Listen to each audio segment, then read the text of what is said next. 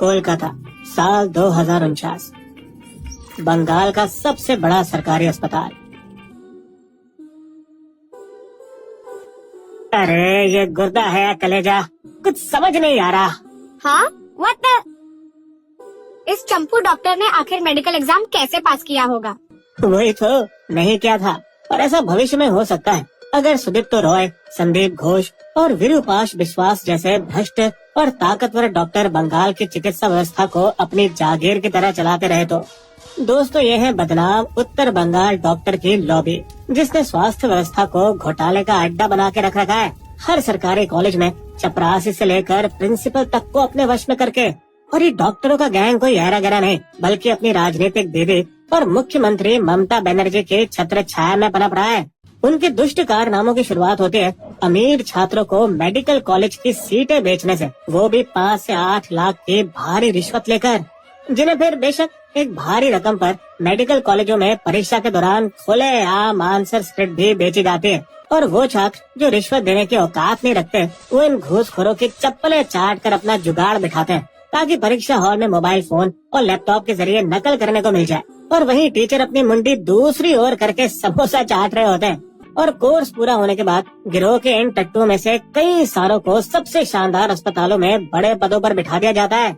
या फिर ये डॉक्टरी माफिया अपने गुंडों को डॉक्टर के रूप में भर्ती कर लेते हैं, ताकि इनका बेईमानी का खेल आसानी से चलता रहे। जिससे जैसे हमने वीडियो की शुरुआत में दिखाया था, बिना काबिलियत वाले अनाड़ी डॉक्टर बन जाते हैं, जो बाद में लोगों की सेहत और जिंदगी के साथ खिलवाड़ करते हैं। इन लोगों ने दूसरे सरकारी मेडिकल कॉलेजों के प्रिंसिपलों को भी काबू में रखने के लिए डर का माहौल बना के रख रखा है। आज से हमारा हुक्म चलेगा क्या? नहीं तो तेरे बच्चों और परिवार को घर से बाहर निकाल देंगे, समझा? वही ईमानदार, बुद्धिमान और मेहनती छात्र तो अक्सर बीच में ही लटक कर रह जाते हैं। महिला छात्र डॉक्टरों की जिंदगी तो और भी बदतर है, जिन्हें तृणमूल कांग्रेस के नेताओं को खुश करने के लिए जबरदस्ती आइटम डांस तक करना पड़ता है। इस डॉक्टरी गैंग ने तो तब सारी हदें पार कर दी जब इन्होंने अस्पताल में आए लावारिस लाशों की तस्करी करना शुरू कर दिया। एक ऐसे माफिया को जो उन शवों से निकाले गए अंगों को काले बाजार में बेचता है, जिससे वो 200 से 300 करोड़ तो बस ये चुटकी बजाकर बना लेता है। इस आदमी ने आरजी कर में पकड़े न जाने का भी अपना पूरा बंदोबस्त करके रखा था। अस्पताल में कानूनन 415 सीसीटीवी कैमरों की संख्या घटाकर सिर्फ 37 करके। और अगर एमबीबीएस छात्र कभी इसका विरोध करने की हिम्मत करते तो उन्हें गाँव के अस्पतालों में ट्रांसफर कर दिया जाता या फिर परीक्षा में फेल कर दिया जाता। लेकिन इतने खराब हालात होने के बावजूद आरजी कर के छात्रों कई बार इस लॉबी के खिलाफ शिकायत की, जिस पर अमल किया पिछले साल ही, जब कॉलेज अनुशासन समिति ने घोष का आरजी करके बाहर ट्रांसफर किया, जो कि प्रिंसिपल और लॉबी के एक बड़े सरगना थे। लेकिन ये घोष बाबू तो ममता की आंखों के तारे थे, इसलिए उन्होंने अपनी ताकत दिखाई और उन्हें सिर्फ 48 घंटों के अंदर फिर से प्रिंसिपल बना दिया। 2 महीने बाद सितंबर 2023 में जब ममता एक आधिकारिक दौर पर स्पेन गई हुई थी और रास्ता खुला था, तो न्याय का एक सिपाही अख्तर अली आरजी करके सुप्रिंटेंडेंट, जिन्होंने ये सोचा कि यही शिकायत करने का सही मौका है, और उन्होंने घोष के खिलाफ तीर दाग दिए। फिर से घोष का तबादला कर दिया गया, लेकिन जिद्दी डॉक्टर घोष वहीं पर गड़े रहे और उन्होंने पूरे दुस्साहस के साथ 1 हफ्ते तक प्रिंसिपल ऑफिस पर ताला लगवा दिया, ताकि कोई और उन्हें कब्जे में न ले सके। तब तक उनकी रक्षक ममता दीदी स्पेन से वापस लौट आई और बिना किसी के सुने घोष को दोबारा आरजी कर में टॉप पर बिठा दिया और हमारे हीरो अख्तर को शिकायत करने की जरूरत पर सजा देते हुए बर्खास्त कर दिया। दुर्भाग्य से आरजी कर में एक मेहनती महिला डॉक्टर के लिए हालात और भी बदतर निकले, जिसे कथित तौर पर कुछ ज्यादा ही पता चल चुका था इस गैंग द्वारा चलाए जा रहे घटिया दवाओं के स्कैम के बारे में। 9 अगस्त सुबह 10:53 बजे जब उस बच्चे के पिता के घर का फोन बजा, तो दूसरी ओर से गंभीर आवाज आई। सर, आपकी बेटी की तबीयत बहुत खराब है, तुरंत अस्पताल पहुंचिए। क्या? मेरी बेटी को क्या हुआ? आप कौन है? आरजी कर अस्पताल में असिस्टेंट सुपरिंटेंडेंट। लेकिन ऐसा लग रहा था जैसे वो कुछ छिपाना चाहते हैं। अब सर, हम उसे अब इमरजेंसी वार्ड में भर्ती कर रहे हैं, जल्दी आइए, उसकी हालत गंभीर है। माता पिता जो ये सब पर अभी भी विश्वास नहीं कर पा रहे थे, तुरंत अस्पताल के लिए निकले। अस्पताल से कई कॉल आते रहे जो उन्हें जल्दी जल्दी पहुंचने के लिए कह रहे थे।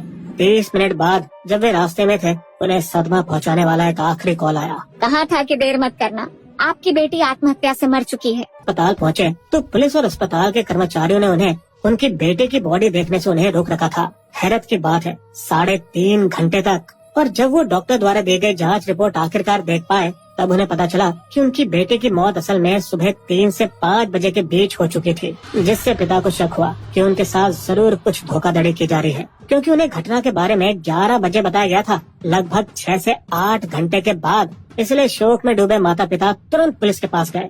सर, हमें लगता है हमारी बेटे की किसी ने हत्या की है। आरजी कर अस्पताल में कुछ तो छुपाया जा रहा है। फिर भी चौंकाने वाली बात यह है कि पुलिस ने टालम टोल करके एफआईआर को दर्ज नहीं किया, बल्कि एक वरिष्ठ अधिकारी ने उनको कथित तौर पर धमकाया भी। अरे रोने धोने से क्या होगा, देखिए मैं आपको सेटलमेंट दिला सकता हूँ अगर आप क्रियाक्रम फटाफट करा दे तो। कथित तौर पर खून से सने पैरों के निशान मिटाने के लिए और हाथों के निशान को उस दीवार से मिटाने के लिए जहाँ अपराधी ने अपने खून से लदे हाथ धोए थे।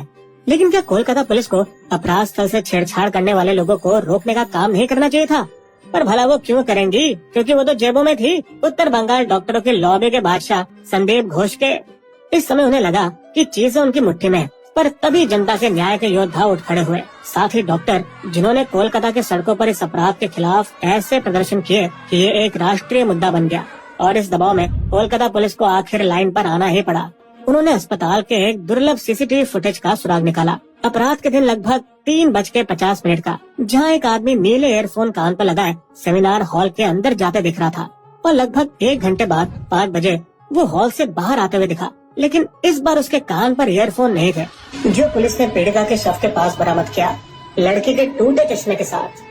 वो हरामी संजय रॉय था। विडंबना देखिए दोस्तों कि वो अस्पताल के पुलिस की ही चौकी पर सिविक वॉलंटियर के रूप में तैनात था और रिपोर्ट के अनुसार वो दरिंदा नेक्रोफिलिया पॉर्न का नशेड़ी था, जिन्हें इनका मतलब नहीं पता हम बता दें। ये एक ऐसी प्रवृत्ति है जहां इंसान लाशों को देखकर यौन रूप से उत्तेजित हो जाता है। अगले दिन पुलिस की हिरासत में रॉय ने अपराध को कबूल किया और रिपोर्ट के अनुसार उसके वीर का सैंपल भी मैच कर गया। बता दें कि ये इंसान घोष की गैंग का एक वफादार कुत्ता भी था, जो मरीजों के परिवारों से रिश्वत लेता था बिस्तर और चिकित्सा सुविधाएं दिलाने के लिए। इसलिए शायद हो सकता है कि उसे बलि का बकरा बनाया गया था, ताकि घोष की डॉक्टर लॉबी के दुष्कर्मों को छुपाया जा सके, जो पीड़ित डॉक्टर को चुप कराने की कोशिश में जुटे थे। अब घोष का नाम इस कांड के साथ जुड़ने लगा था, इसलिए अगले दिन उसने खुद इस्तीफा दे दिया, शायद इसलिए कि उसे पता था कि उसे राजनीतिक सुरक्षा तो मिली हुई है, जो सच भी साबित हुई, क्योंकि सिर्फ 4 घंटे के भीतर हमारी ममता दीदी ने उन्हें दूसरे प्रतिष्ठित सरकारी मेडिकल कॉलेज का प्रिंसिपल नियुक्त कर दिया।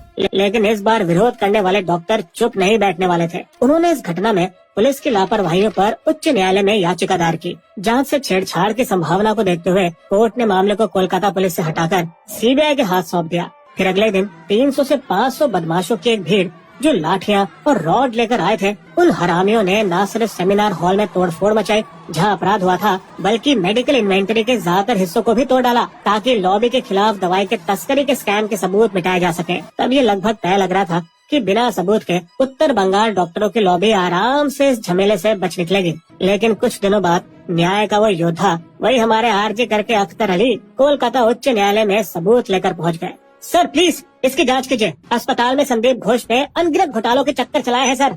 जज ने उनकी विनती स्वीकार करी और संदीप घोष के खिलाफ सीबीआई जांच की सहमति दी, जिसने उन्हें गिरफ्तार किया और इस कांड के गैर जिम्मेदाराना इंस्पेक्टर को भी। अरे साले दोनों अभी भी हिरासत में मरा रहे हैं। अब यहाँ ममता दीदी इस अपराध के खिलाफ सड़कों पर उतरकर निर्दोष होने का नाटक बखूबी निभा रहे हैं। जरा रुकिए, प्रदर्शनकारी ममता निकाल रही है मुख्यमंत्री ममता के खिलाफ मोर्चा।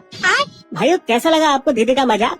मतलब मगरमच्छ के आंसू बहाते हुए उन्होंने लोगों का ध्यान भटकाने की पूरी कोशिश की। कृपया पूजों के उत्सवों पर लौटे, आज ही का मामला पुरानी हो चुकी है।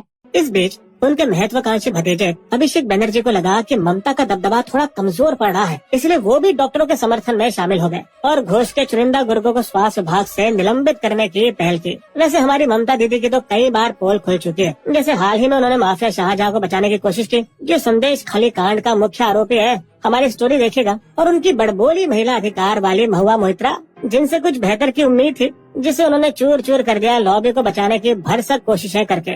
इस घटना में कोई बड़ा षड्यंत्र नहीं है, कोई भी अपराध स्थल से छेड़छाड़ नहीं कर रहा या इसे छिपाने की कोशिश नहीं कर रहा। पुलिस अपना काम अच्छे से कर रही है। लेकिन एक अच्छी बात यह है कि उत्तर बंगाल के डॉक्टरों की लॉबी टूट चुकी है। उन हजारों उत्साही डॉक्टरों के बल से जो अपने सिस्टम को साफ करने के लिए निकल पड़े हैं।